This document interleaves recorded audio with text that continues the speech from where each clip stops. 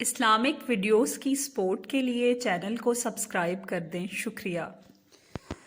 سیدنا حضرت سلمان فارسی رضی اللہ تعالیٰ عنہ فرماتے ہیں کہ شعبان کی آخری تاریخ کو نبی اکرم صلی اللہ علیہ وآلہ وسلم ممبر پر تشریف فرما ہوئے اور ارشاد فرمایا، اے لوگو، تم پر ایک عظیم اور مبارک مہینہ سایہ فگن ہونے والا ہے۔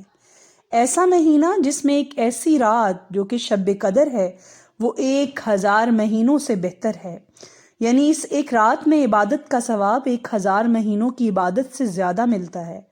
اللہ تعالیٰ نے اس مہینے کے دنوں کا روزہ فرض قرار دیا اور راتوں کی عبادت نفل قرار دی ہے۔ جو شخص اس مہینہ میں ایک نیک عمل کے ذریعے قرب خداوندی کا طالب ہو وہ ایسا ہی ہے جیسے دیگر مہینہ میں فرض عمل کرے، یعنی نفل کا ثواب فرض کے درجہ تک اس مہینہ میں پہنچ جاتا ہے۔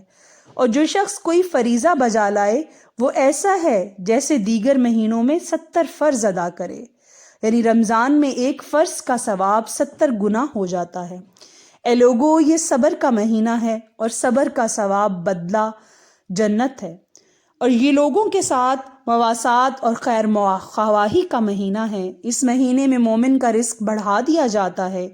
جو آدمی اس مبارک مہینہ میں کسی روزہ دار کو افطار کرائے گا اس کے گناہ معاف کر دیے جاتے ہیں، اسے جہنم سے آزادی کا پروانہ ملتا ہے، اور روزہ دار کے ثواب میں کمی کیے بغیر افطار کرانے والے کو بھی اس کے بقدر اجر سے نوازا جاتا ہے۔ یہ سن کر صحابہ نے عرض کیا، اے اللہ کے رسول، ہم میں سے ہر آدمی اپنے اندر وسعت نہیں پاتا کہ وہ دوسرے کو باقاعدہ افطار کروائے اور اس کے ثواب سے بہریاب ہو۔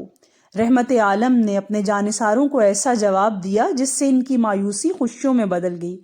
آپ صلی اللہ علیہ وآلہ وسلم نے یہ جواب دیا، اللہ تعالیٰ یہ انعام ہر اس شخص پر کرتا ہے جو کسی بھی روزہ دار کو ایک گھونٹ دودھ اور ایک عدد کھجور حتیٰ کہ ایک گھونٹ پانی پلا کر بھی افطار کروائے۔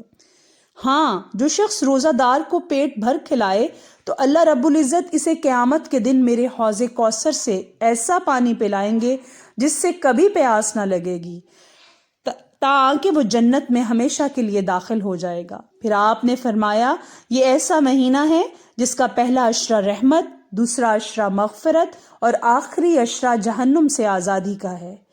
جو شخص اس مہینہ میں اپنے غلام، خادم، ملازم وغیرہ کے بوجھ کو ہلکا کر دے گا تو اللہ جل شانہ اس کی مغفرت فرماتے ہیں اور آگ سے آزادی دیتے ہیں۔ اے لوگو، اس مہینہ میں 4 چیزوں کی کثرت کرو: کلمہ طیبہ یعنی لا الہ الا اللہ، استغفار، اور تیسری چیز جنت کی طلب، اور آخری چیز آگ سے پناہ۔